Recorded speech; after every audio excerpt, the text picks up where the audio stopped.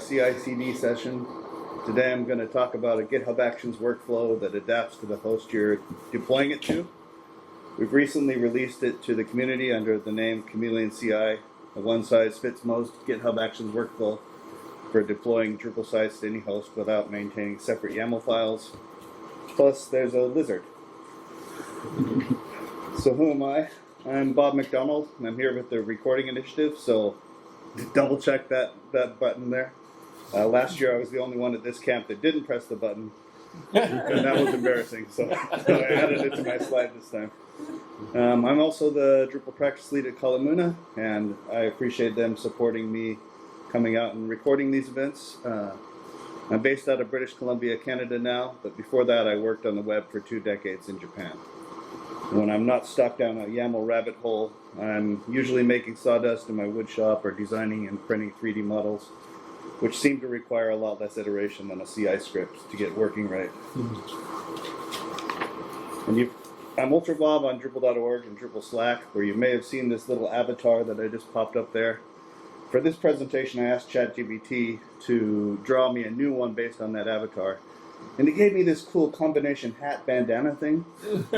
So I was thinking about getting a ribbon to stick on the side of this and wear it around so people could recognize me better, but I thought that was a little bit too much.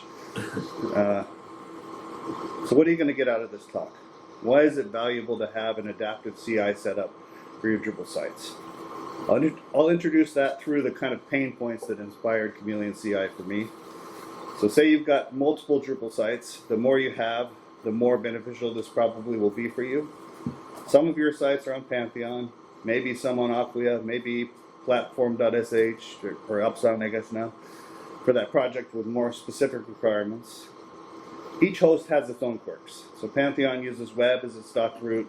It has integrated composer and features multi-dev environments for development branches, whereas Acquia prefers the doc root directory and expects you to build the assets yourself before you push them to Acquia. Platform, which is now Upsound, can do any number of things, but it starts out with Composer available, while Node requires a few extra lines in your platform YAML file to get going. It isn't necessarily hard to set up a robust Actions workflow to support each site, but keeping track of the differences between them and making sure that they all work in an understandable and predictable way gets hard really fast. And several sites on several hosts quickly becomes a maintenance nightmare. The next thing you know, you have several almost the same workflows for each host that drift apart when you're not looking. So what if instead of several similar copies of 3 separate workflows, we had one smart one that detects your host on the fly, knows if it should run Composer or Node builds or if it should skip them, knows whether your document root is web or doc root, can automatically build Pantheon multidevs as needed, then clean them up when you merge. One pipeline to rule them all. Now that's what Chameleon CI is, and in a few slides we'll look at a demo of it in action. But first, let's look at the important components. Chameleon CI.yaml is the brains of the operation. It's the workflow itself. It handles detection, build, deploys, branch logic, multi-devs, all of the action stuff. And you may not need git ignore deploy unless you're doing builds in GitHub Actions. It's not your dev git ignore, it's your CI git ignore that swaps in only if you're generating artifacts that are normally git ignored. And that makes sure that build files like your vendor directory or your theme assets don't get ignored when you're pushing them to your host. And install.sh is where you start. That's kind of the magic sauce that I added on when I pulled this out of our starter that we use to start up our projects. I added this shell script. It's the valet. It sets up your repo fast, makes the workflow folder, downloads the workflow, asks if you'll build assets in CI, and it gives you the next steps to get everything set up. Small clear pieces with one job each. Like any good deployed pipeline, Chameleon CI does need some secrets and variables to work its magic. The required ones are the deploy repo, which is the repo where your host stores its code. You need an SSH key, which is a secret. You need the SSH config, which doesn't need to be a secret. Get name and get email. so that the commit logs can be attributed to your deploy bot. And for Pantheon, you need to add a Pantheon site name and a Pantheon machine token so that the script can run Terminus. All of these go into your GitHub repos, actions, secrets, and variables. So let's break down how it works behind the scenes. First, we do host auto detection, and it's really simple how that works. It's just looking at the deploy repo URL. And if it sees drush.in in it, it knows it's Pantheon. If it sees Acquia in there, it knows it's Acquia. Platform and Upsun. By the way, I'm going to call it Platform from now on because I can't keep doing this. And I haven't updated the script to work with Upsun yet anyway. So if you have a Platform site or an Upsun site and you want it to work there, please give me a pull request. It's on my to-do list, but it's not high, so I don't know when I'll be able to get to that. Where did I get to? We talked about host detection. And then it sets some defaults for each host. So we've set some basic defaults that we think this host needs these things.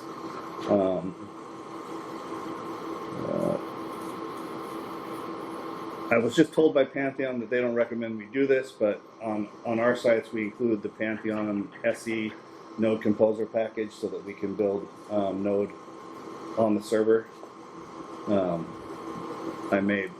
We'll get to that later, so I'll skip that for now. So by default in the script right now, we do both the Node and the Composer build on Pantheon. Acquia doesn't provide any host-side build options, so they expect fully built artifacts, so we do all of the build steps on GitHub Actions. On Platform, out of the box, it supports Composer on the host. It doesn't support Node, so we do the theme build on Composer, and we do the Composer build on Platform. And then we do action-side build steps. So if your host is configured to run Composer or Node builds in Actions, those steps get run. You'll have to add your particular Node build commands because we can't know what they are in advance. We default to npm run build, so if that's all you need to do, then you're set. And then if there were any action side build steps, we do the git ignore shuffle and swap in deploy git ignore so that those assets will actually get pushed when you check them into the remote. And then we do a doc root switch. Right now, with the default host that we support, that's just for Acquia. But we want all of our Drupal sites to be structured the same way. So we use the web directory on all of them. And then within GitHub, we move the web directory to doc root, and we swap in the scaffolding and Composer to make sure that everything gets put in the right place. Then we do the builds, and then we push to Acquia. And then on Pantheon, we support multidevs. So a pull request targeting the primary branch auto creates a multidev and adds the live link to your PR description. I don't know why I said live link, but it adds the multidev link to your PR description. And when you merge, it nukes the multidev in the branch for you. If there's no room for a new multidev, you get a PR comment telling you so that it doesn't just not work without you knowing why. And that results in one standardized workflow that adapts to the environment that you're deploying to. Now, those of you who keep up with Pantheon developments might be aware that Pantheon is currently, I'm not sure if it's still beta, I think it is. They're beta testing their own GitHub Actions integrations. They offer a GitHub app for new sites and GitHub Action for existing sites that allow pushing to Pantheon from GitHub Actions and include multi-dev support. Chameleon CI's primary purpose is to support your setup no matter which host you're deploying to. But if there's a solid Pantheon deployment action available, it would make sense to integrate it for Pantheon sites. And there's just a few things that I've seen in the beta that Pantheon's actually working on. So eventually I think we'll integrate their action. But right now, we want our multi-devs named after our branches, because currently Pantheon's action names it after the pull request number or the ticket number. I can't remember which one, but that's not something we control. That's automatically generated, so it's not predictable. And we wanted something predictable. Our setup also checks to make sure there's room for a new multi-dev before it tries to create one, and lets you know why. If it's not, I don't think the Pantheon action was doing that when I last checked. We add a link to the multi-dev to our pull request. Eventually, I'd like it to add it to our Jira tickets, but I think that would be hard to roll out in a general sense for everybody. And finally, we clean up the multi-dev once the PR is closed or merged. Pantheon's action can do that, but it doesn't do it by default. And we also clean up the branch on the Pantheon repo. Even if for some reason we didn't create a multi-dev, we still look and see if there's a branch there and clean that up too. Because I've run into performance issues on Pantheon sites that have a large Git repo. So we just try and keep it as clean as we can. Like I said, as Pantheon's action grows and matures, we're likely to integrate it into this, but for now, we just have rolled our own. So enough about Pantheon, let's talk about those unique hosts. Maybe you're self-hosting or deploying to something obscure, no problem. There's a define override section right at the top of the YAML file. You can force the host type, the doc root if you've got a custom structure. You can toggle whether it should run Node or Composer manually. You can define the primary branch. So if you've got some weird edge case, or you've got a specific thing, or if you're not in one of the hosts that we're supporting, but they still have a Git repo that you push to, you can set that all up with the overrides. So I think that's enough slides. Let's see it in action. And I'm going to try and keep up with this thing. So we're looking at the README on the Chameleon CI GitHub page, and right near the top we'll find the command we need to install it. But before that, let me just highlight the warning right below that. The very first time that Chameleon CI pushes to the host repo, it needs to make sure that it doesn't run into any errors pushing it. And so the very first time it runs, it does a force push, and then it creates a flag file so that it knows it doesn't need to do that anymore. And the reason we do that is because otherwise, if there was anything on that host already, we run into not being able to push because they don't have a shared history. That first push won't work unless we force push it. So it's really important that you know, if you're switching to this, it's going to override whatever is on your remote host. So we give you that warning in several places. So there's a lot of detail in the README, but I just want to highlight that there are detailed descriptions down below of all the variables and secrets that you need to add to your repo to enable it to do its magic. And it includes an example SSH config that you could use on any Pantheon platform or Acquia site to enable deploys. So now, just to explain all the windows you'll be seeing during the demo, here's a local copy of the new DDEV-based Drupal project called Chameleon CI. I'm not going to keep up if I try and read. This is the repo where we've set up a site. This is the local version of the site. This is where we've set it up on Pantheon. There are no commits pushed yet. And if we go look at the Pantheon site, which is the next tab there, we're getting a no site detected error because there's been no code pushed to it. So back over at the README, we'll copy the install command and run it in our local project. And first, it's going to repeat that error, that warning about the initial force push. Why did I make this part take so long? It gives you the warning, and it asks you if you want to build in GitHub Actions. It gives you some recommendations for the different posts. So can I ask a question? Yeah. So just to be sure what I'm understanding, this is going to take your GitHub origin repo, and it's going to push that to your deploy, to your production, and make sure that production matches that on this first force push. Well, hopefully it's not going to production. Hopefully it's going to a pre-production environment. Okay. That's kind of what we're assuming. Okay. I mean, if you've got a host set up where you're deploying straight to production, then yes. That's what otherwise. But so it's just making sure that somehow you didn't mess up that whatever's public facing, that repo is totally matching with what you're expecting. Yeah. it's on that first push, it's trying to make sure that it can push, and it will continue to be able to. So yeah, I'll just skim ahead in this video a little bit. It asks you if you want to install GitHub Actions. This is just the install script that we're showing right now. We said no because it's Pantheon. Then it tells you what the next step are for setting up your GitHub Actions repo. But yeah, and I'll show it pushing to. We're going to show the demo on Pantheon because that's what most of our sites are on. But yeah. Now we go over the test repo and navigate to settings. And then we need to go down to secrets and variables and select actions. And then we need to get into variables and set up our environment variables. So we've got the deploy repo, which is going to be the Git repo that you're using on your host. I'm copying that into my clipboard over here.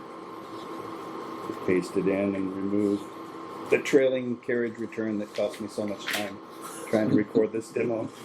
Wondering what was going wrong. And then we'll add the remaining variables at high speed. The Git name, the Git email.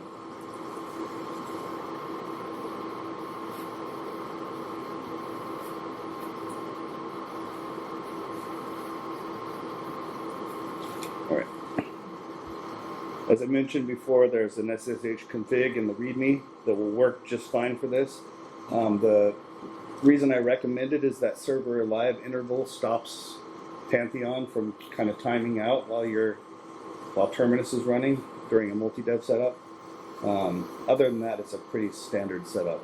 But this one will just allow it to push to any of the repos that we support. Question. The Git email and the Git minutes, you put yours.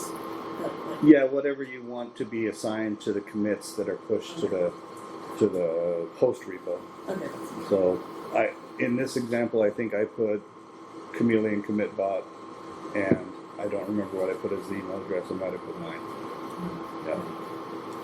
But it's just going to be what's logged as the committer of that commit. So now we'll jump over to the secrets tab. We'll add the secrets. The first one's the SSH key. I've got another command here prepped to copy that into my clipboard. And in spite of not being very well prepared for this, I've at least managed to hide the secrets. The next thing we need is the Pantheon machine token. And I'll try not to show you that one either. Wish I'd re-recorded typing things.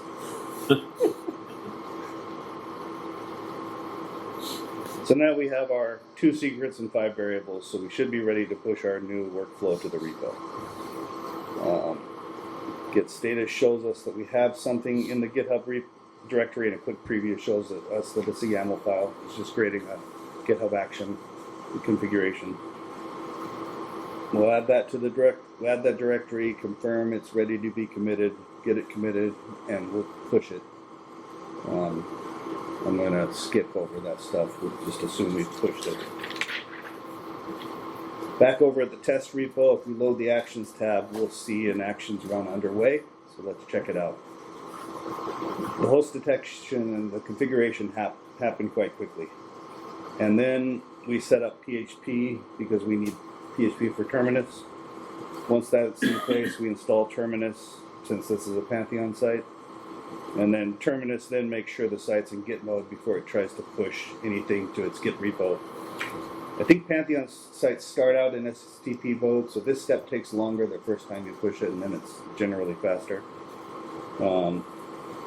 After we get ready to push the remote, and since this is the first push, we do the force push, so it's giving you that detail there. Then it creates a flag file, does another push to both the host and back to the repo it came from, so they'll both have that flag file in place. which we saw, but I forgot to mention, and we're at the end of that. So that workflow's done, so we go back over to our local repo and pull that commit that GitHub Actions made. And then we need to wait for Pantheon to finish building.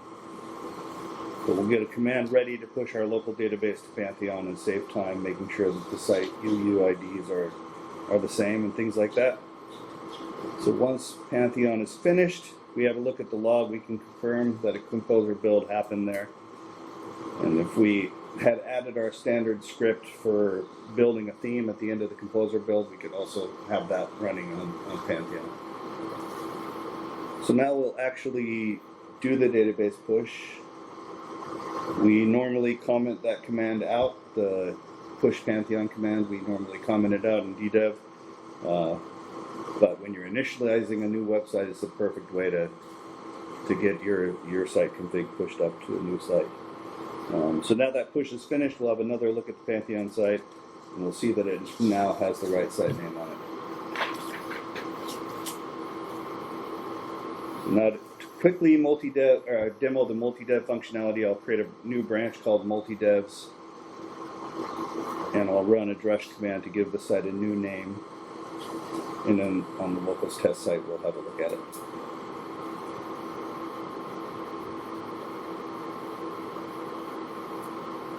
All right.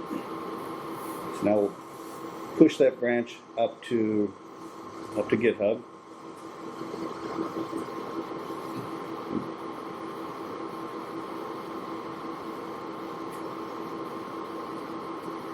I really could have typed faster for a demo.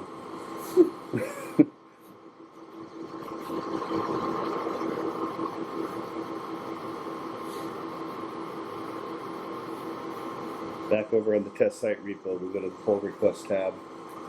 We'll see that we have a branch with recent changes. If we look at the actions tab, we see that there's no actions running right now. But if we create a new pull request targeting main, that's going to bring actions to life.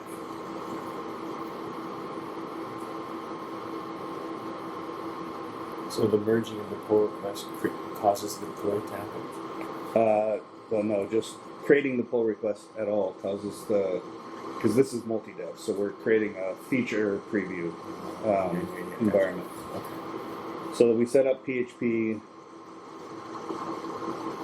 set up terminus.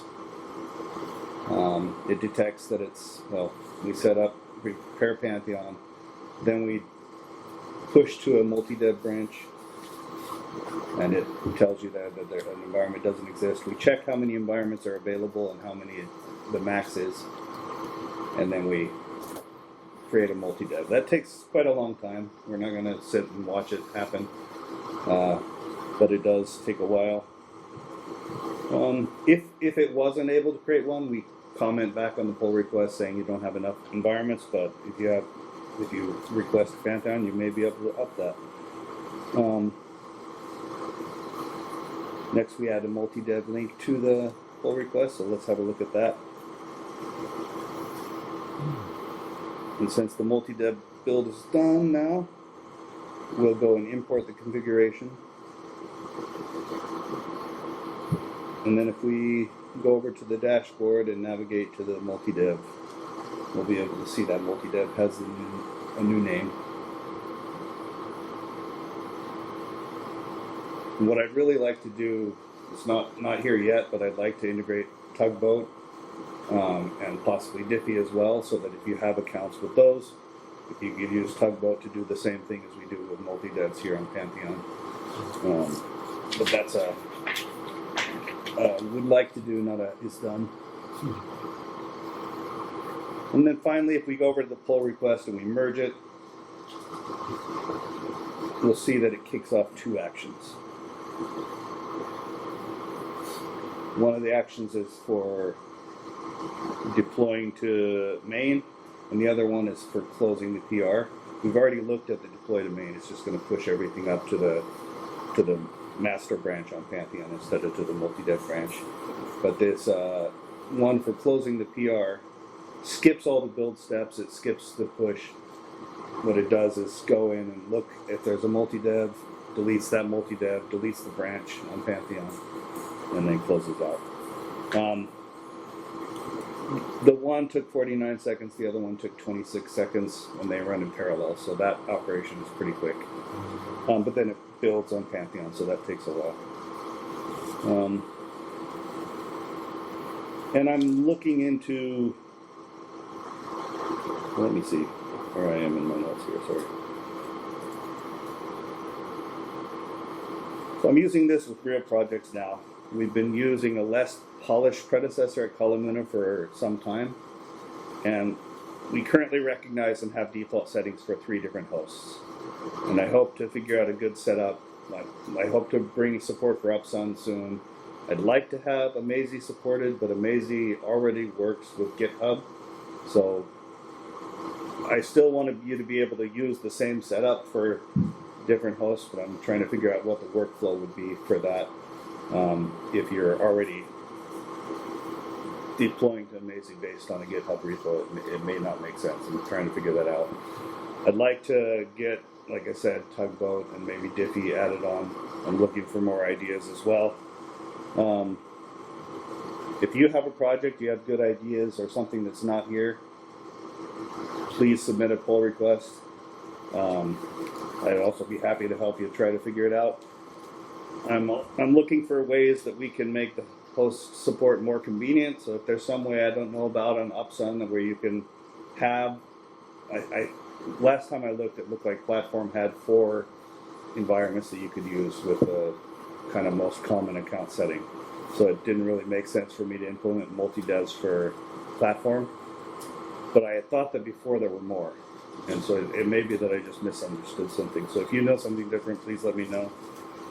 And then I'm looking into whether we could turn this into an action instead of something that you install with a script to make it easier to integrate with whatever else you're doing with your deploys.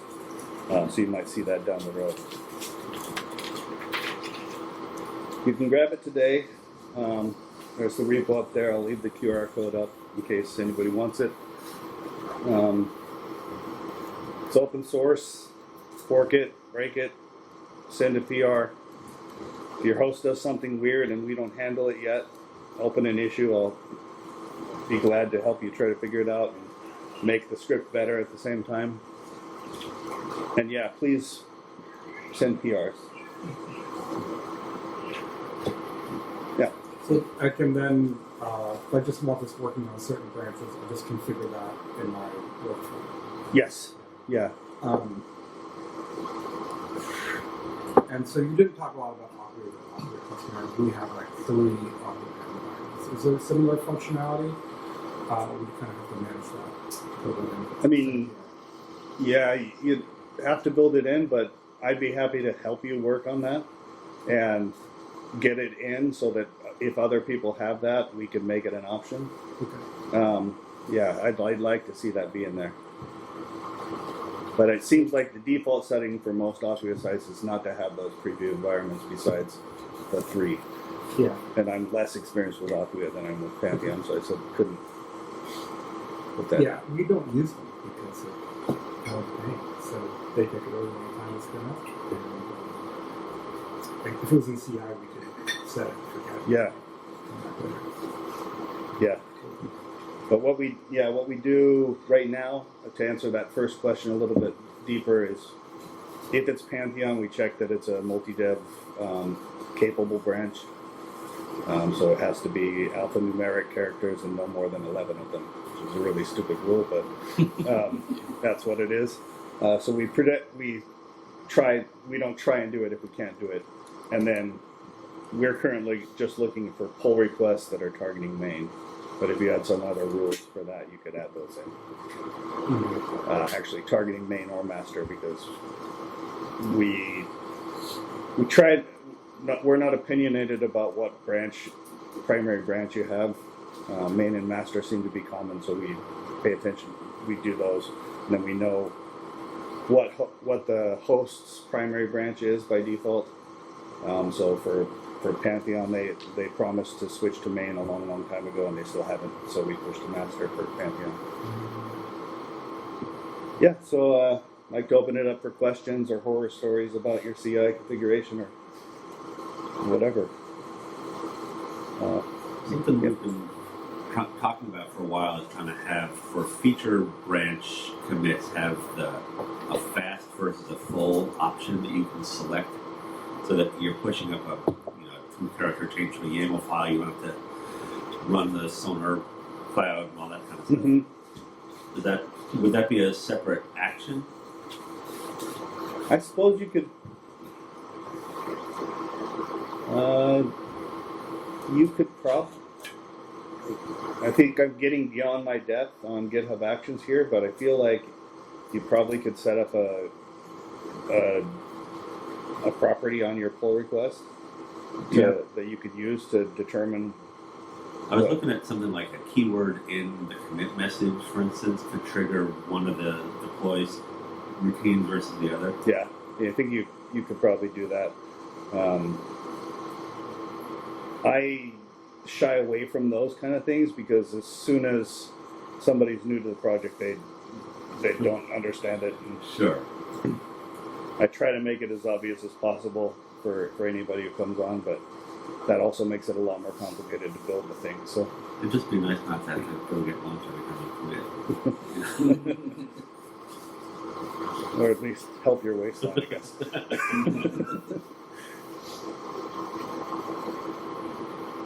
Anything else? Well, thanks so much for spending your time with me and my lizard. I'm Bob McDonald, Bob at kalamuna.com, Ultra Bob on Drupal Slack. I'm happy to answer any questions later too, and happy deploying. Thank you. Okay.